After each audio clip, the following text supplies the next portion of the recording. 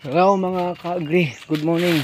Ngayong araw po ay gusto kong share sa inyo na isang buwan na naman, mahigit isang buwan na naman wala tayong ulan dito. So medyo makulimlim yung panahon, pero baka maya maya lalabas na rin yung sikat ng araw.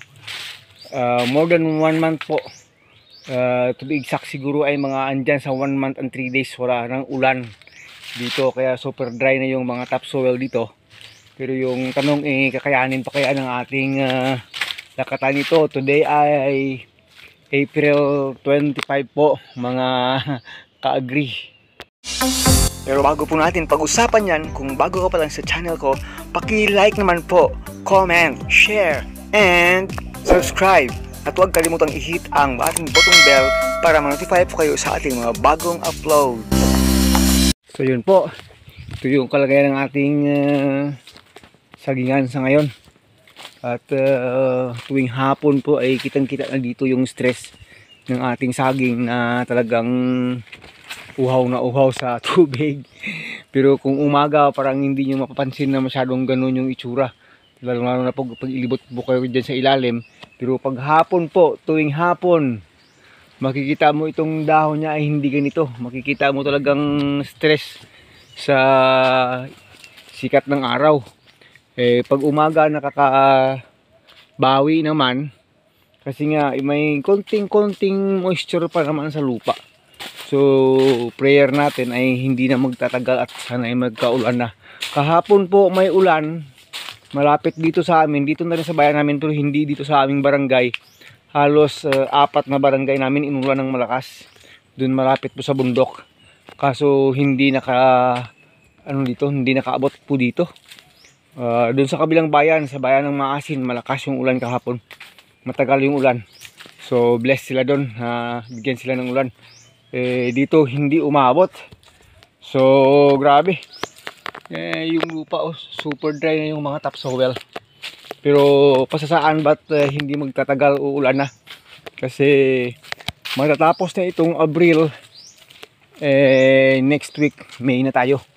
So pakita ko lang dito sa ilalim, kahit na walang ulan, ganito po yung sitwasyon ng sagingan natin dito. Kahit dito sa second expansion parang hindi lang na stress. Kung sa umaga parang wala lang stress kasi tuloy yung pagkakyat ng dahon. Green na green pa rin.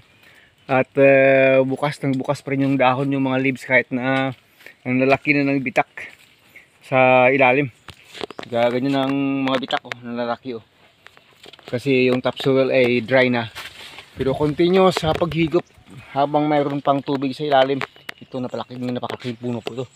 So ito yung itsura dito kasi halos yung mga dahon ay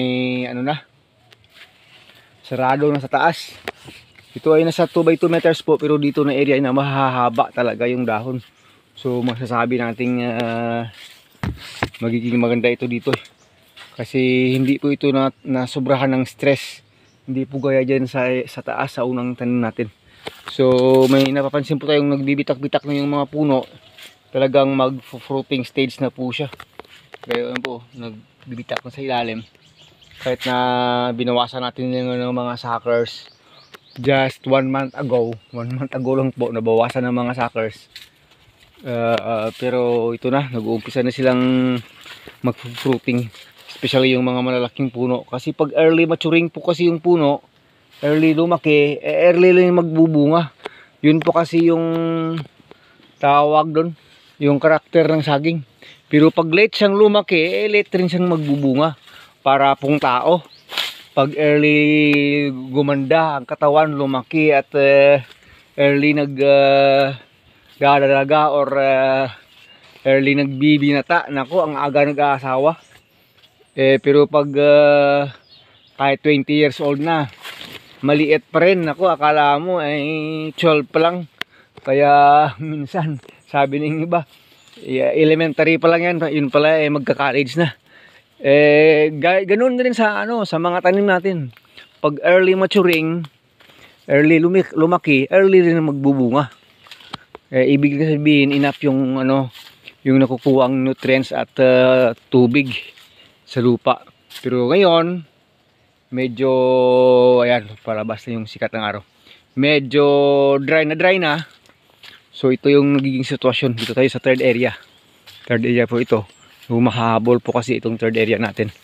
Kahit na may iba dito na kailangang ma-transplant, ma-replant kasi may mga tama ng sakit-sakit.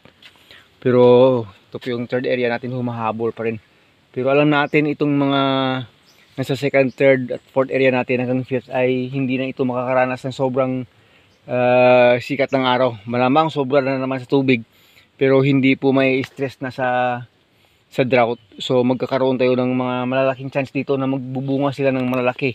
Ito po ito area natin, pero grabe pa rin yung hataw nito sa paglaki eh. Kaya po nito mas malaki pa doon kaysa unang tinanim doon sa kabila na yung karamihan kasama niya nagbubunga na. Yung iba maliliit pa doon, pero dito may biglaang lumaki kasi nga hindi po na stress mga ka-agri.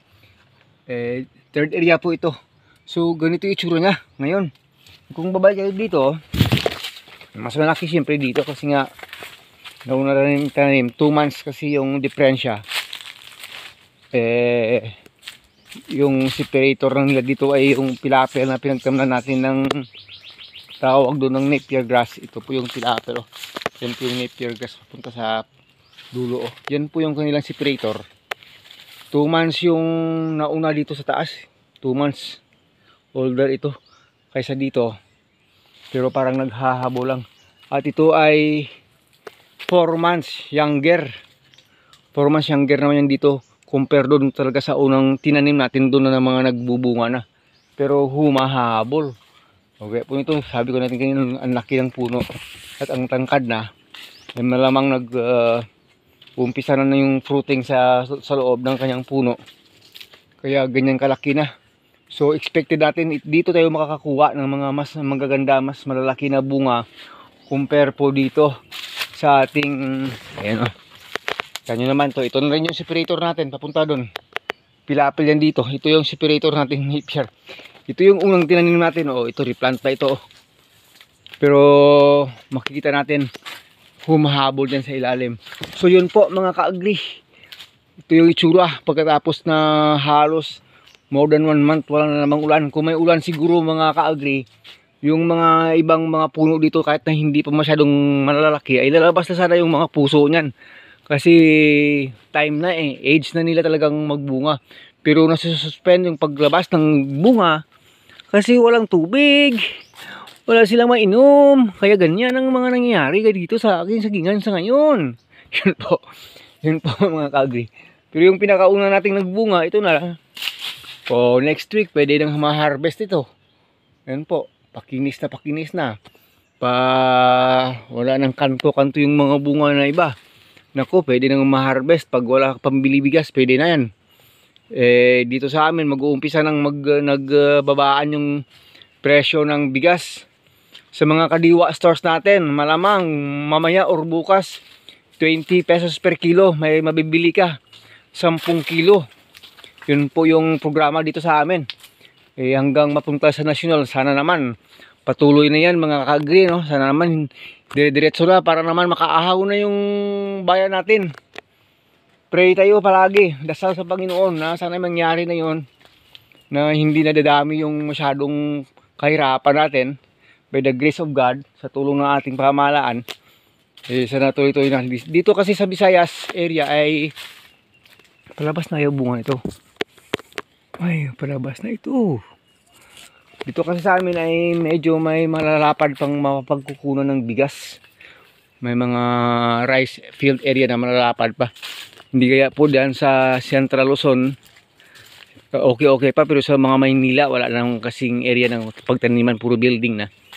Hindi kaya diyan sa may taas banda, mga rice fields.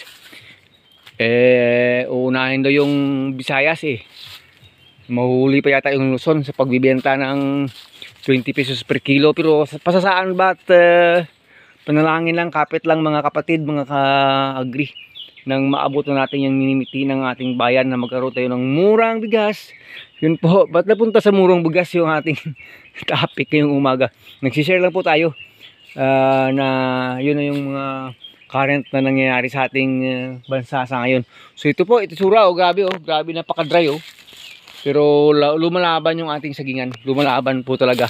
So once again po, hindi na natin patatagalin itong ating video. Nagbibigay tayo ng update sa inyo na more than 1 month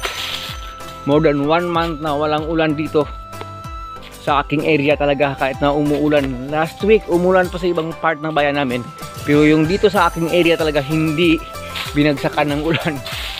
Siguro ang dami nating kasalanan, ano. Joke lang po.